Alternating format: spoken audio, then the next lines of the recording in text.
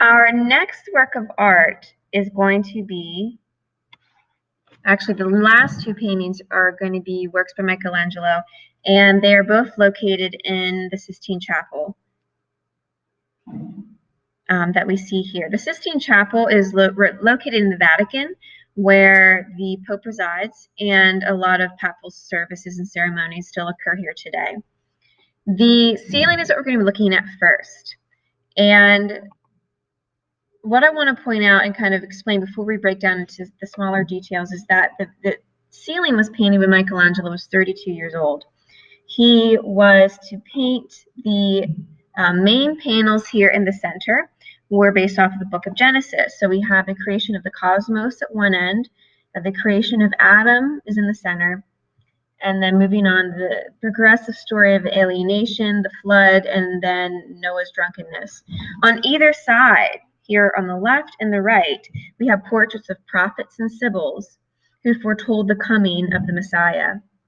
Along the bottom, right above where the windows or the little triangular shapes are, the ancestors of Jesus and the stories of tragedy in ancient Israel. There are over 300 figures on the ceiling, all of them painted by Michelangelo. He had started out with a few assistants, but when it was all said and done, he ended up preferring to work on his own and finish the rest himself. It is 118 feet by 43 feet. It was painted in 1508 to 1512. The material is on painting on plaster and then gold. How this was painted.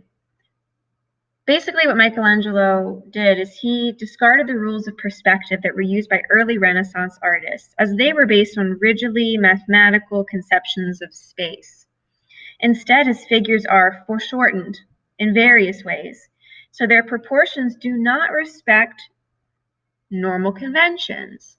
He's exaggerating the size of the bottom portions of the figures, especially if you see along the edges here. He's exaggerating their lower half to make it look like that portion appears closer to the viewer. And really, foreshortening, it was extremely challenging to make these figures lifelike because of how they were viewed. You know, consider that you're not just looking at it in a traditional format of right at eye level or in front of you. You're having the viewer crane their head upwards so high up, and then the angles of the ceiling as well kind of cause even more of a challenge for the viewer. I want to show you guys, we have here this virtual tour that I'm going to be providing a link to. If we go up, and then we can kind of see this a little more clearly. Here in the center is the creation of Adam. That is one of the most well-known paintings, you know, on its own. Adam and Eve here, and so on. So again, the main panels are the story of the book of Genesis. The paintings along the walls here by the windows are not done by Michelangelo. Another artist painted those.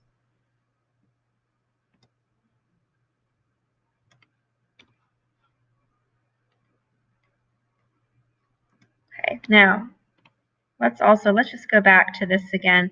The Last Judgment. Here is in front of us. And I don't know if I can zoom in on that. Let me find another image really quick so we can see this a little bit closer. We're going to break down into a couple different portions of the Last Judgment, but what you'll notice is that this painting was done in the same building. It was painted 28 years after the ceiling. Michelangelo was 60 years old. During this time, he was, you know, it took him a little bit slower to paint. It took him 6 years. It was commissioned by the Medici family, and he was kind of given full reign as to what he wanted to paint. And some of the people of the church did not appreciate it. Some of the things ended up having to be changed. There's a lot of unique features and elements of this painting. Starting out, we have here in the center is Christ. And really, this is the story of the day the earth is destroyed. The good are rewarded and the wicked are punished. In the center, we have Christ raising his right hand. He's lifting those up who have spent their lives well to heaven. And his left hand is driving down the wicked to hell. We have angels blowing their trumpet, calling the dead to life. The dead are down at the bottom, rising from their grave. At the top again is our representation of heaven. We read this in the reading, but here's that flayed skin figure. We have the portrait of Michelangelo. He put his own face on top of this gray bearded man, or the gray bearded man that's holding his skin. Again, and maybe his fears or own doubts of what comes after death.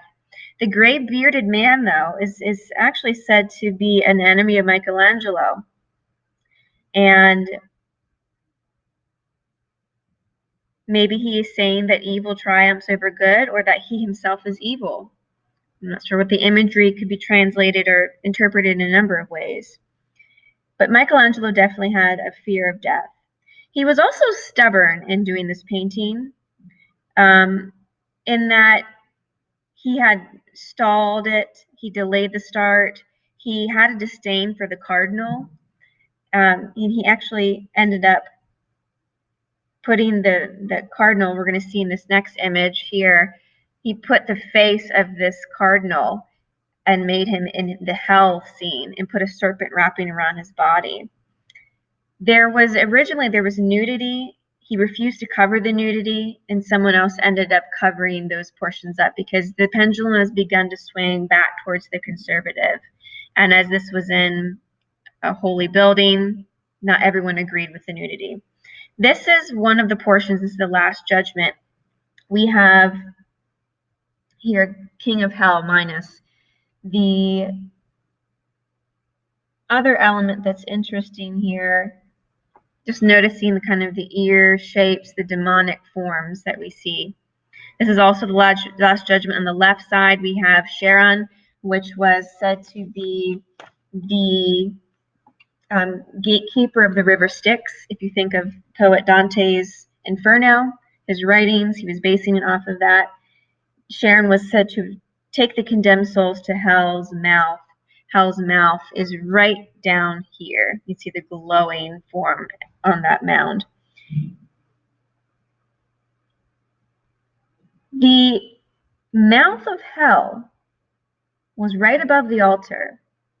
And this could be seen as, or be viewed as, corruption of the papacy. So there were corrupt individuals in the church. And Michelangelo's placement of that mouth to hell right above the altar might have been reminding the church leaders that they were sinners just like the rest of mankind. They were men too. There's the zoomed in of the flayed skin. These are also Last Judgment images. We have St. Catherine imaged here. Very muscled tones and forms, very sculptural. And I want you guys to make a connection to that Michelangelo, again, saw himself as a sculptor first and a painter second, but he was using those skills in his painting as well. The